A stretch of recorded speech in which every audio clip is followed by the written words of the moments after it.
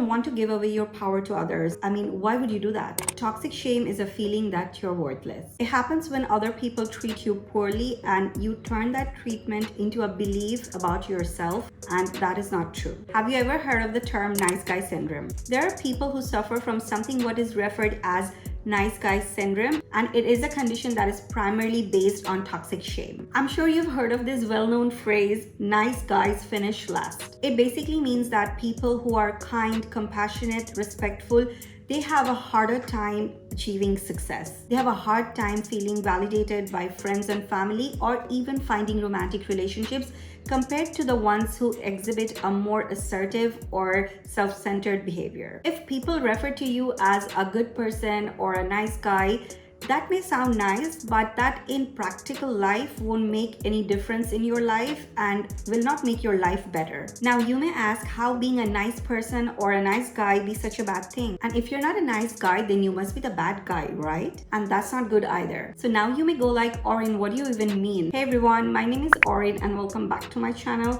If you're interested in learning more about mindset and entrepreneurship, make sure to subscribe if you haven't already. Toxic shame is a belief that someone is inherently defective, bad, different, or unlovable. Basically, whatever they have been told about themselves by their friends and family in their early years. You're most vulnerable to this kind of poor treatment during your childhood or as a teen. Toxic shame is a deeply held core belief that a person is of no good. People who suffer from toxic shame usually tries to seek the validation of those around them and attempts to please others to be liked by them, sometimes to gain favor and even sometimes to have their needs met. And in the process, they completely hide their true selves in their day-to-day lives. Today, we're discussing the 7 habits that you should incorporate in your daily life in order to level yourself up and take control of your life. This in turn will make you more confident and help you unlock your full potential. These are the 7 things that you need to do to take control of your destiny and to take back your life. Number 1, stop seeking the approval of others. It is the most difficult thing to wrestle daily with the urge to seek approval of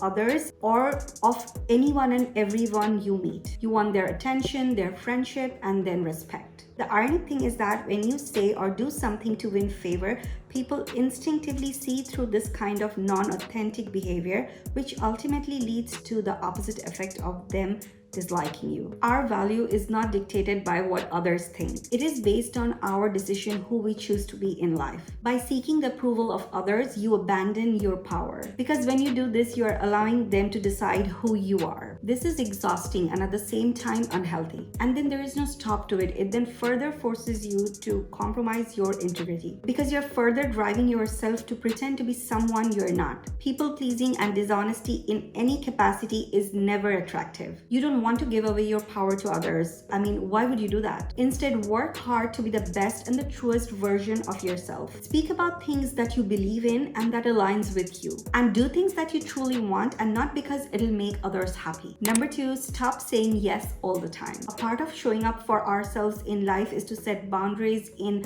work, friendships, in even romantic relationships, and also with your family if needed. Say no to the things that do not add value to your life, and say yes to the things that enrich your environment and the environment of those around you. Put in the effort to find your voice and learn to say no when necessary. It will undoubtedly be difficult, uncomfortable, and awkward at first because you're not used to putting yourself first, but it will be worth it. At the end of the day, only you can dictate how you react to a situation. And if you have an opportunity to say no, then you should just do that. By trying to please everyone, you will end up pleasing no one, including yourself. Number 3 is stop playing it safe all the time. We discussed about toxic shame earlier, and it is a core belief that a person is unworthy and is of no good. If you feel this way and you think you suffer from toxic shame, then chances are that you are too afraid to do something new and you are too hesitant to doing something different to begin with. This is what you need to do. Take sensible risks in life. I'm using the word sensible because of course you don't want to be naive or blind about something that you're going for. If you don't toss your hat in the ring, nothing different or nothing new will ever happen to you. Stepping out of your comfort zone makes you brave. And when you take measures to branch out in life, you'll allow for more opportunities to come your way. The best things in life comes with hard work. And in most cases, paths that require hard work are the paths that are taken by the less majority of people. You can live in your comfort zone if you choose to do so, but doing so means that you are going to allow only minimal opportunities to come your way, and you let life play out the way it wants to. We have to take the plunge and branch out to maximize our full potential. So take more risks in life, but be smart about it. Number 4 is stop disliking who you are. You know what? People will come and go, but you'll have yourself until your very last breath. So make sure you like that person, as they're not going anywhere. Love yourself, because you'll never be able to give love to others or wholly love someone else until you have learned to love yourself. And like it or not, that is how it works. Sure, you can love, but not enough, because you will not have this kind of energy inside of you to even share it with others. Self-hate distracts from the ability to give love to the ones who you want to. It also blocks receiving any love that comes your way. The truth is, no one in life has it all figured out. We may look at others and think how perfect they are, but in reality, everyone has their own problems and insecurities, and most of the time, we all are just winging it. We must focus on what we can control and stop dwelling over what we cannot. There will always be someone better looking, more wealthy, taller, in better shape, or better dressed. When we go on Instagram, we see people have the most perfect life, but that's always not true. We don't know what goes on behind closed doors in someone's life. So don't compare and try to be better than someone. Try to be better than you were the day before, and try to do so each day. Number 5 is stop giving in order to get. The fact that we want something for ourselves is natural. Desire is part of our inherent nature. Of course, we want to get certain things or achieve certain things, and then we start to look for how we can get that. What is giving in order to get? It is an unhealthy way to act in relationships if they believe that they have to do something in order for them to gain love or gain something else from others. It's giving to get something in return, an expectation of being loved or cared for if you do the right thing or say the right things or act the right way. You can basically call it conditional love. So why do you need to stop it? Because it is a setup for disaster. It leaves you disappointed and feeling taken for granted, while you are angry at the other person for doing all the taking. But you set it up that way. You did all the giving. If you're expecting something from someone, for example, your partner or a friend for whom you have done a lot, you have given a lot,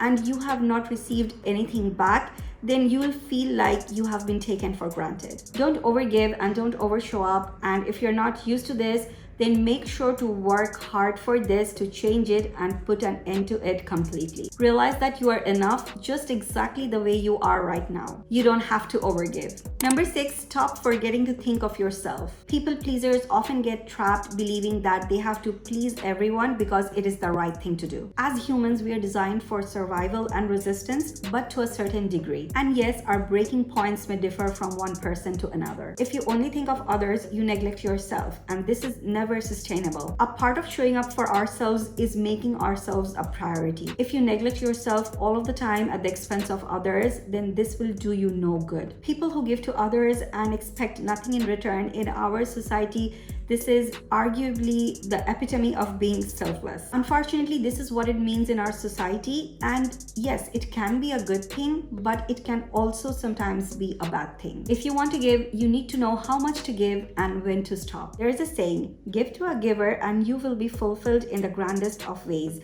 but give to a taker, they will drain you for all that you're worth. Don't be fooled and don't be taken advantage of. Remain selfless and keep your heart open, but remember to stack the deck in your favor when opportunities arise. And number 7, stop settling. People often try to settle for less in their lives because they accept poor situations and dysfunctional relationships, which are recreations of what they often experienced when they were young. Whether they realize it or not, they wind up recreating these relationships in their adult life with their partners or friends, and ultimately it leaves them with a very dissatisfied life. Instead of moving on or making a change, they will continue to find things or go for things that looks familiar to them and expect different results the next time around. The same thing will also play out in their professional life. Stop settling for the dysfunction. Start becoming part of the solution. Only give time to people who enrich your life and set standards for people. Let them know that you have self-worth and they can work hard to earn that. Invest Invest in yourself so you can take pride in your accomplishments. Look yourself in the mirror every morning and tell yourself that you're fantastic. Be kind, courteous, and open to learning from people who you meet. But also know when to walk away and never settle for anything less than you deserve. Just remember to work hard in life and remain honest with yourself. Believe that you're deserving of the best and you'll go far. Those were the 7 things that you need to do to take control of your destiny. What other habits do you think we should employ to level up our lives? Please share with us in the comment section below. If this video was helpful or added any value, please give us a big thumbs up. Also subscribe if you haven't already. And thank you so much for watching.